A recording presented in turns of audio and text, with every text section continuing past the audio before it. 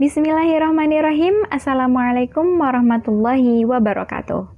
Perkenalkan, nama saya Nadia Helen Febriani, Prodi D3 Kebidanan.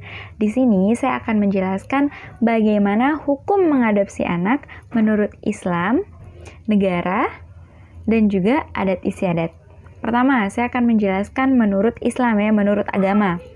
Nah, jadi di dalam Islam, mengadopsi anak itu sah-sah saja. Bahkan, mengadopsi anak itu tergolong dalam perilaku berbuat baik. Karena apa? Karena di saat kita mengadopsi anak, kita mensejahterakan anak yatim dan juga mengangkat derajat orang-orang miskin. Contoh, kita mengadopsi anak dari keluarga yang tidak mampu, itu berbuat baik. Dan saat kita berbuat baik, otomatis kita akan mendapatkan pahala, bukan? Akan tetapi, mengadopsi anak dikatakan haram apabila kita melakukan 3 hal ini. Nah, disimak ya. Pertama, adalah apabila kita menisbatkan nama ayah angkat ke dalam nama anak angkat. Itu tidak diperbolehkan ya.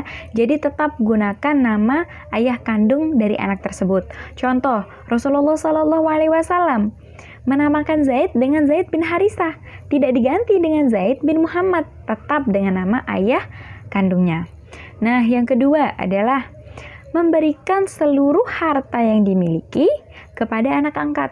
Itu tidak diperbolehkan. Karena apa? Karena kita tahu hukum warisan dalam Islam itu tidak boleh lebih dari 1/3 harta dari orang tersebut. Orang yang meninggalkan. Jadi banyak nih kasus di Indonesia di mana seorang ayah memberikan seluruh harta kekayaannya terhadap anak angkat. Padahal itu tidak boleh ya. Tetap warisan harus dibagi rata. Nah, setelah itu yang ketiga adalah menampakkan aurat di depan ayah angkat. Itu tidak diperbolehkan. Karena apa? Karena ayah angkat dan anak angkat itu tidak muhrim. Jadi kita tidak boleh menunjukkan aurat di depan ayah angkat ya. Seperti menggunakan baju lengan pendek, menggunakan celana pendek, atau bahkan menunjukkan rambut atau aurat yang lain di depan ayah angkat. Itu tidak diperbolehkan ya.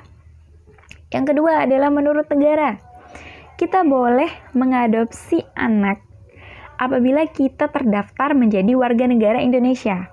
Nah, di sini saya akan membacakan bagaimana syarat-syarat pengangkatan anak.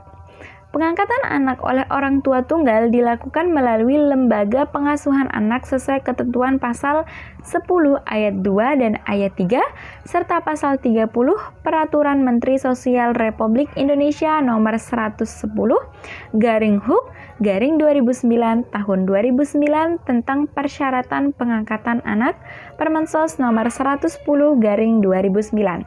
Nah, di sini saya akan membacakan persyaratan-persyaratan mengadopsi anak atau mengangkat anak.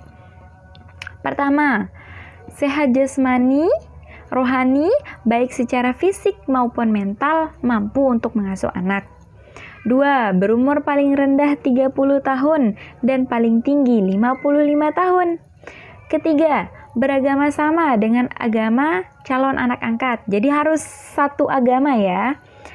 Keempat, berkelakuan baik dan tidak pernah dihukum karena melakukan tindak kejahatan. Kelima, tidak atau belum mempunyai anak atau hanya memiliki 1 orang anak.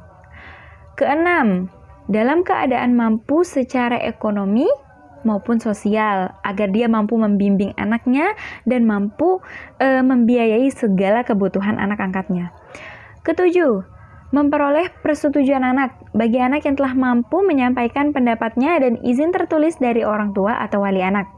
Yang kedelapan, membuat pernyataan tertulis bahwa pengangkatan anak adalah demi kepentingan terbaik bagi anak, kesejahteraan, dan perlindungan anak.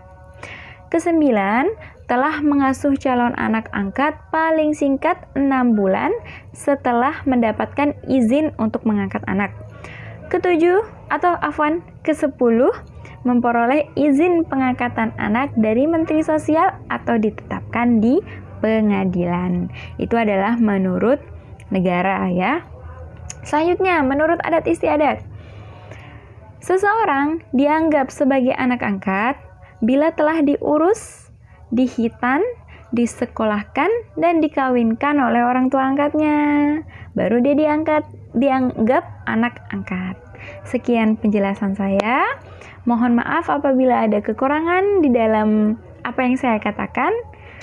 Dan sekian dari saya. Assalamualaikum warahmatullahi wabarakatuh.